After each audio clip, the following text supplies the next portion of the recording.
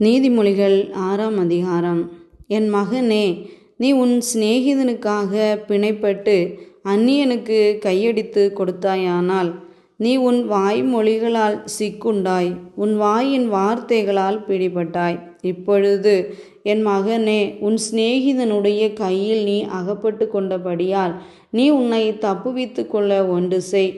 உன் கண்ணுக்கு நித்திரையும் உன் கண் இமைக்கு தூக்கமும் வரவிடாமல் உன் சிநேகிதனிடத்தில் போய் உன்னை தாழ்த்தி அவனை வருந்தி கேட்டுக்கொள். வெளிமான் வேட்டைக்காரன் கைக்கும் குருவி வேடன் கைக்கும் தப்புவது போல நீ உன்னை தப்புவித்துக்கொள். சோம்பேறியே, நீ எறும்பினிடத்தில் போய் அதன் வழிகளை பார்த்து ஞானத்தை கற்றுக்கொள். அதற்கு பிரபுவும் தலைவனும் அதிகாரியும் இல்லாதிருந்தும் கோடை காலத்தில் தனக்கு ஆகாரத்தை சம்பாதித்து அறுப்பு காலத்தில் தனக்கு தானியத்தை சேர்த்து வைக்கும். சோம்பேறியே, நீ எவ்வளவு நேரம் படுத்திருப்பாய்? எப்பொழுது உன் தூக்கத்தை விட்டு எழுந்திருப்பாய்? இன்னும் கொஞ்சம் தூங்கட்டும், இன்னும் கொஞ்சம் உறங்கட்டும், இன்னும் கொஞ்சம் கை முடக்கி கொண்டு நித்திரை செய்யட்டும் என்பாயோ? உன் தரித்திரம் வழிபோக்கனைப் போலவும் உன் வறுமை ஆயுதம் அணிந்தவனைப் போலவும் வரும். பேலியாளின் மனுஷனாகிய ஒரு துன்மார்க்கன் ஆகடியம் பேசித் திரிகிறான். அவன் தன் கண்களால் சைகை காட்டி தன் கால்களால் பேசி தன் விரல்களால் போதனை செய்கிறான். அவன் இருதயத்திலே திரியாவரமுண்டு. இடைவிடாமல் பொல்லாப்பை பிணைத்து வழக்குகளை உண்டு பண்ணுகிறான். ஆகையால் சடுதியில் அவனுக்கு ஆபத்து வரும். சகாயமின்றி சடுதியில் நாசமடைவான். 6 காரியங்களை கர்த்தர் வெறுக்கிறார், 7ம் அவருக்கு அருவருப்பானவைகள்.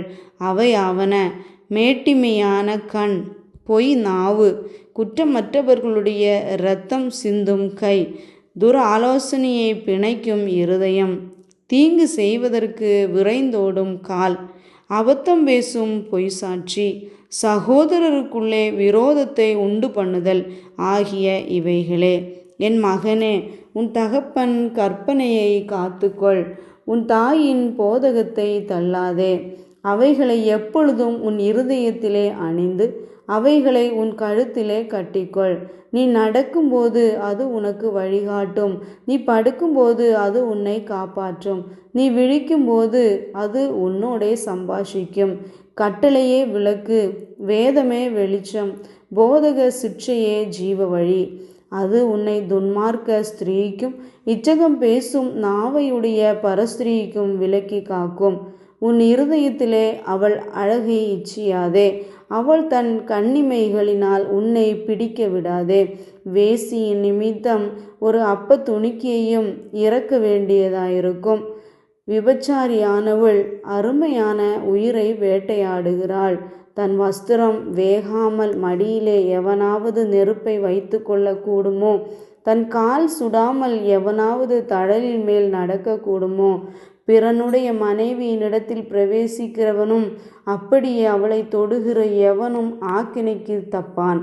திருடன் தன் பசியை ஆற்ற திருடினால் ஜனங்கள் அவனை இகழமாட்டார்கள். அவன் கண்டுபிடிக்கப்பட்டால் 7 மடங்கு கொடுத்து தீர வேண்டும். தன் வீட்டில் உள்ள பொருட்களை எல்லாம் கொடுக்க வேண்டியதாகும். ஸ்திரீயுடனே விபச்சாரம் பண்ணுகிறவன் மதிகட்டவன். அப்படி செய்கிறவன் தன் ஆத்துமாவை கெடுத்து போடுகிறான், வாதையையும் லஜ்ஜையையும் அடைவான். அவன் நிந்தை ஒழியாது. ஸ்திரீயை பற்றி எரிச்சல் புருஷனுக்கு மூர்க்கத்தை உண்டு பண்ணும்.